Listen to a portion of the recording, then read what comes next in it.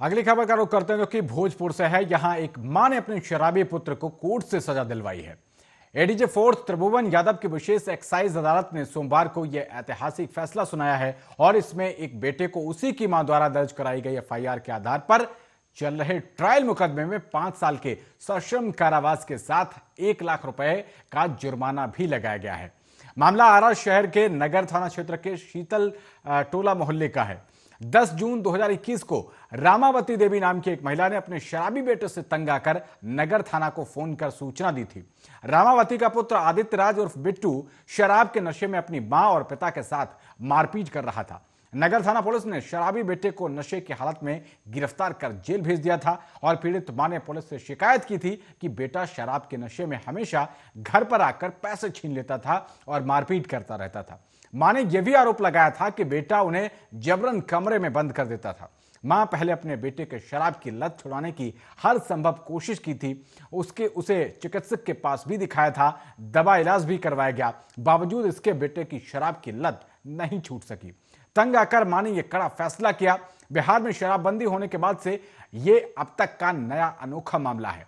यह पहला मामला है जिसमें एक मां ने अपने बेटे को 5 साल कैद की सजा दिलाई है। इसमें एक मां ने अपने बेटे को सही दिशा दिखाने के लिए न सिर्फ अदालत की शरण ली बल्कि उससे सजा दिलवाकर समाज के लिए एक आदर्श भी स्थापित किया है।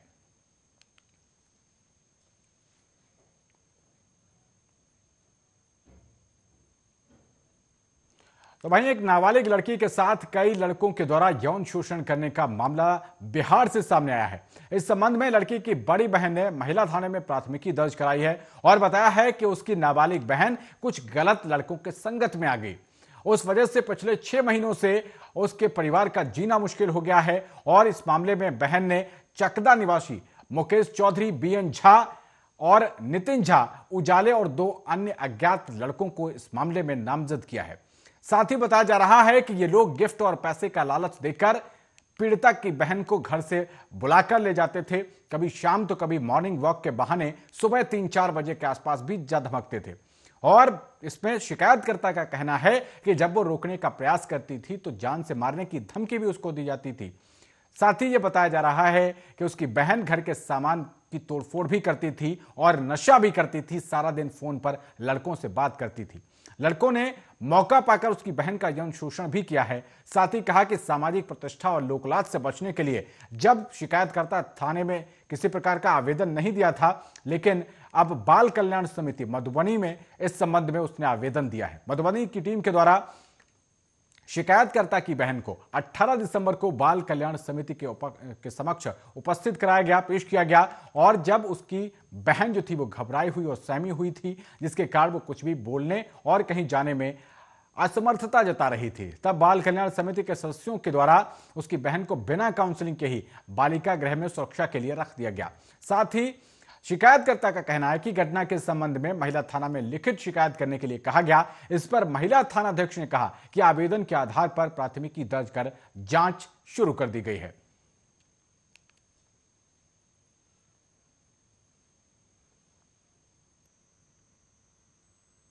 तो क्राइम सीन में अगली खबर उत्तर प्रदेश के हाथरस जिले की है, जहां एक अदालत ने 10 साल की बच्ची से बलात्कार और हत्या के मामले में 35 साल के एक युवक को फांसी की सजा सुना डाली।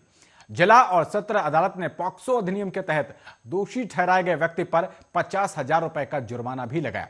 विशेष न्यायाधीश प्रतिभा सक्सेना द्वारा 18 दिसंबर को पारित आदेश में कहा गया है कि आरोपी चंद्रपाल को फांसी दी जानी चाहिए। हाथरस के पुलिस अधीक्षक विनीत जायसवाल ने कहा है कि जघन्य अपराध के मामले में अदालत का आदेश घटना के 3.5 महीने से भी कम समय में आया। जायसवाल ने कहा कि पुलिस ने अपराध के 72 घंटों के भीतर मामले का खुलासा कर दिया था। स्थानीय पुलिस और अभियोजन पक्ष ने इस मामले को पेशेवर रूप से वैज्ञानिक सबूतों के साथ आगे बढ़ाया, जिसके कारण हमने मामले में थोड़े समय में ही आरोप पत्र दाखिल कर दिया। अधिकारी का कहना है कि इसके परिणाम स्वरूप आरोपी के खिलाफ एक सख्त मामला अदालत के सामने पेश किया गया, जिसने सिर्फ 3.5 महीने में ही आदेश सुना दिया। यह घटना अगस्त महीने में हुई थी।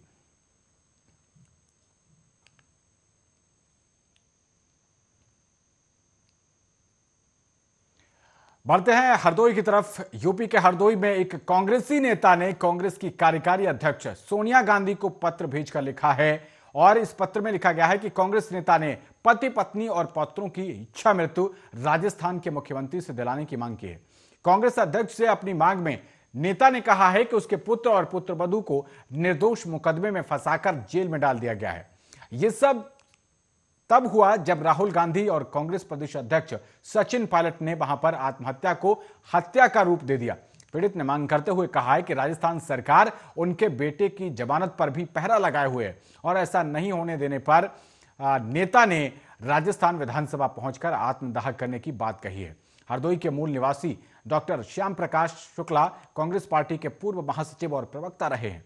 कई अन्य पदों पर भी उन्होंने अपनी सेवाएं दी हैं। उन्होंने आरोप लगाया है कि उनका बेटा प्रज्ञा प्रतीक शुक्ला श्री जैन आदर्श विद्या निकेतन इंटर कॉलेज नोखा बीकानेर में प्राचार्य था। उनकी बहू प्रिया शुक्ला अध्यापिका थी।